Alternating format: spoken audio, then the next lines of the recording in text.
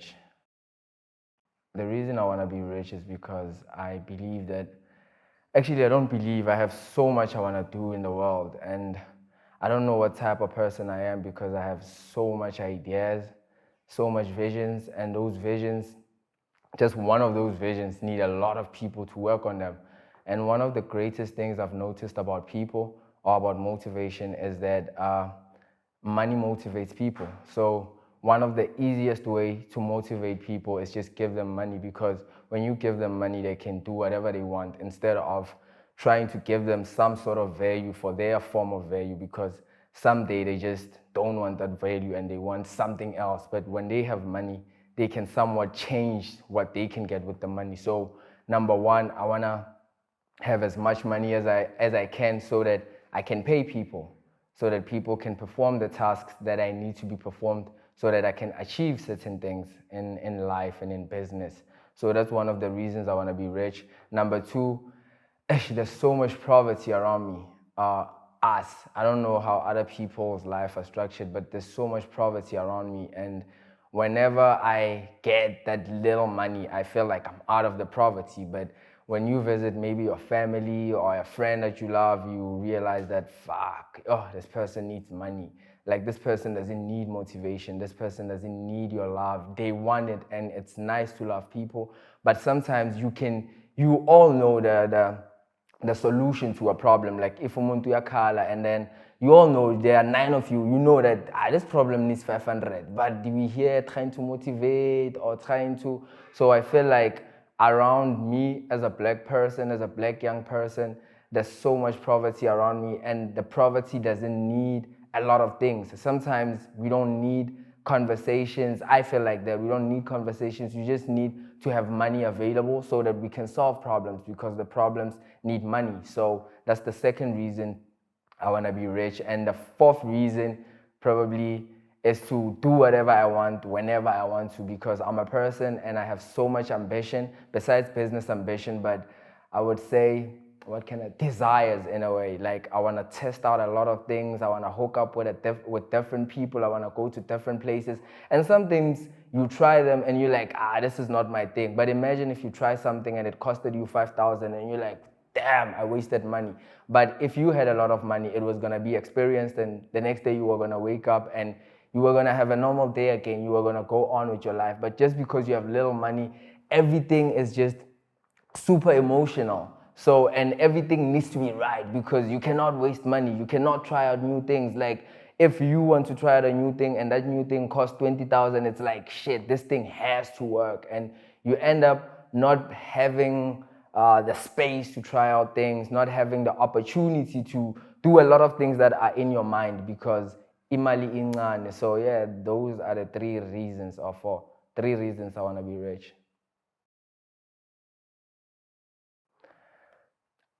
To be honest, I don't know, but just out of a thought, just of a thought, NJ, I think it's not fair. And the reason I think the money system is not fair is because I think money as a form of value is available in one part of the world more than the other part of the world. So, for example, in the black communities, I'll make an example where I stay. Let me say, for example, Foslo, for example, and it's a assumption. In Foslo, maybe in circulation in Foslo, there's like 1 million in circulation, the whole Foslo. If the whole Foslo is like, we caging the whole Foslo and we just buying a Foslo, nobody's taking their money out. Ungathola ukuthi there's just 1 million a Foslo, and then you go to Four Ways or Cape Town, and then you gate the whole city, one city in Cape Town, the same size as Foslo, and then Utoluguti, there's like 1 billion in circulation.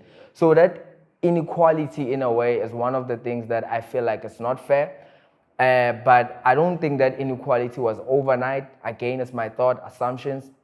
I don't think it was overnight. I think there was a series of actions or a series of whatevers that was taken in order for the other side of the world to have this amount of money, even if it was slavery or whatever. But there was something, there was initiative that was taken in order for this inequality to exist. Even if maybe a president one day just rocks up in the pulpit and it's like, hey, we're giving 1 billion to this type of community, and this one is not getting the 1 billion. That was an activity, that was initiative. So I think it is not fair because there's a completely different inequality in the world. And number two, the reason I say that is because I realize I'm starting a lot of businesses, and those businesses, I would attribute the fact that it fails because every time I talk to another entrepreneur in the township or where I stay, they are super excited about my product. They want to buy from me, and it's like, dude, yo, I need that today. But when we start talking about the money conversation,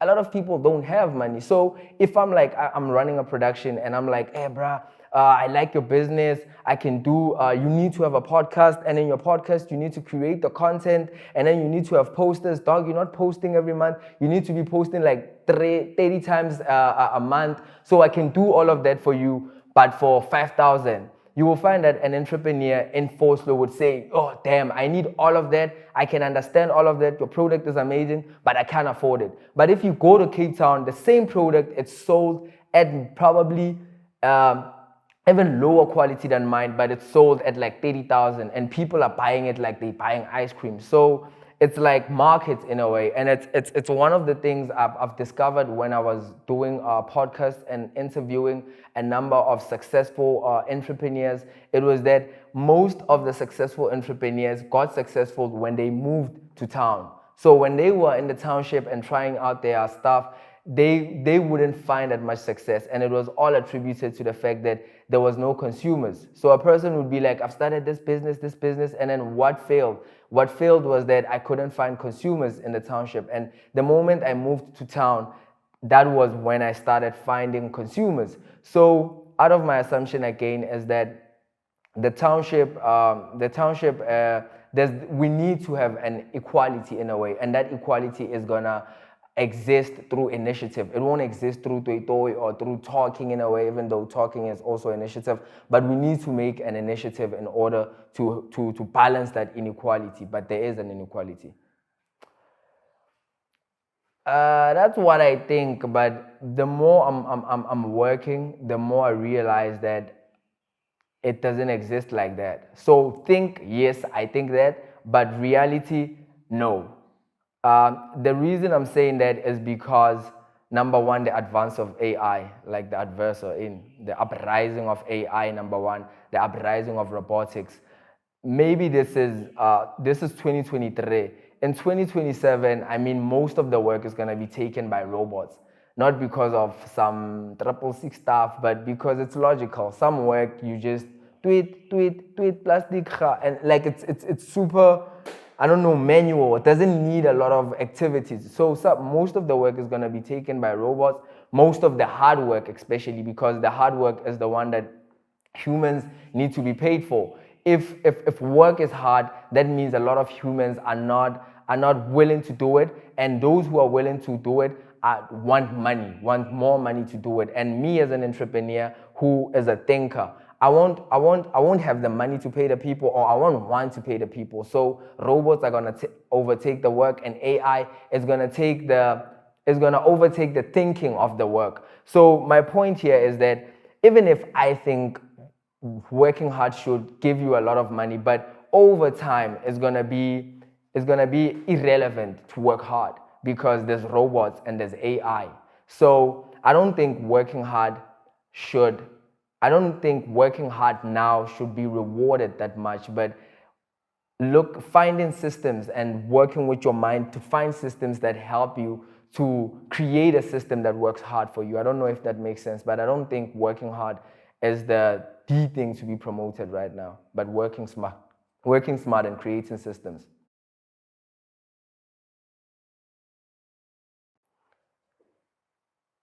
Yes, I think the smartest people in the world should be the richest, because the smartest people come with solutions to problems, and the hardworking people implement those solutions. So if there's no smart people in this world, we're gonna be doing one thing over and over again, because the hardest working people are just gonna be working to just follow the orders of the smart people who are solving the problems. So one of the things that smart people, I believe, are going to do, which is extremely phenomenal, is find a way to continue the human race, which is one of the most fascinating things that's been going in my head, trying to find a meaning of my life and meaning for who I am in this world where there's AI, where there's robotics, where everything is just becoming super advanced every day. I feel like everything I'm the best in, like today probably I'm the best in photography and videography and doing podcasts. All of those things is who I am. I wake up in the morning and I'm respected. I earn money through those things. But after 5 years, what's going to happen when AI can do this 50 times better than me? Penuel doesn't need me anymore to set up this lights and to set up this camera and shoot and edit, because he can do it with his phone. He can shoot a high quality podcast, edit it automatically and post it automatically without my help in a way. So that means I'm going to become irrelevant someday. So one of the biggest thing that I've been thinking about is, how do I not become irrelevant? How do I task myself with a job that is extremely impactful and just won't become irrelevant extremely soon? And that job is finding a way to sustain or preserve the human race. So related to your question, do I think smart people need to earn a lot of money or need to earn more? I think yes, because the smartest people are the people that are thinking in that direction of, how do we preserve humanity?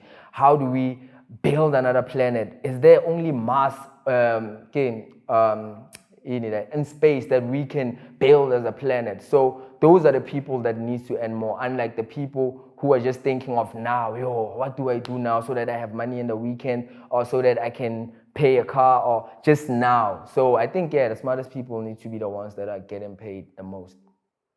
I think South Africa should deal with women that love money by first being honest to what is really happening, because I think women love money because they love what money can buy them, not necessarily just the paper way. And if we start thinking like that, we're going to realize that men also love some things. Men love beer, men love soccer, men love whatever they love, but how do they access it? So if you are a man and you love beer, you need money. So do you understand that also men love money, but it's the how they get it part. So I believe the fact that women love money should be normal. It should be, money is a form of value. So there shouldn't be demonic something placed on loving money, but how you get your money should be the most emphasized thing. I would say, how do they actually get money?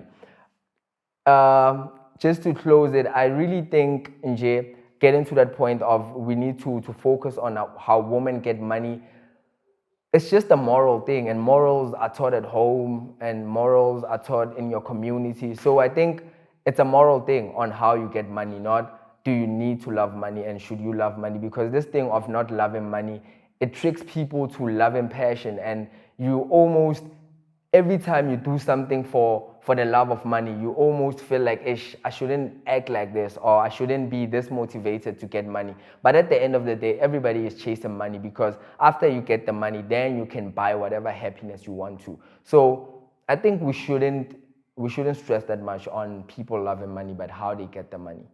I think is thinking of other values that you can provide, because as much as women love money, they also love, for example, men with muscle, men with intellect. So a woman can get a person who has money but still cheat with a person who is muscular, who is smart, who arouses her in a different way. So I really think if you are a man and you don't have money, chasing the money is important, but if you don't get the money, there's other forms of value that you can contribute in a relationship, like be funny, like be muscular, like just be a person where you know in your heart, even if she's with that boyfriend of his that has a 320 whatever, PM whatever, but she's missing me because she knows I can hit it in a way that nobody can. She knows that when I'm present, there's just that feeling about. So I really think it's happening a lot where people don't have money, but women love them because of certain things that they have. So just focus on, number one, your health. Just unfair to physique, until if you love women and you don't have money, there's other things that they love. And if you invest in that other things, it's over grand. I would be fine to have a woman who doesn't have money as long as she's business minded so that I can invest in her mind. Number one. Will I be fine with a woman who has more money than me?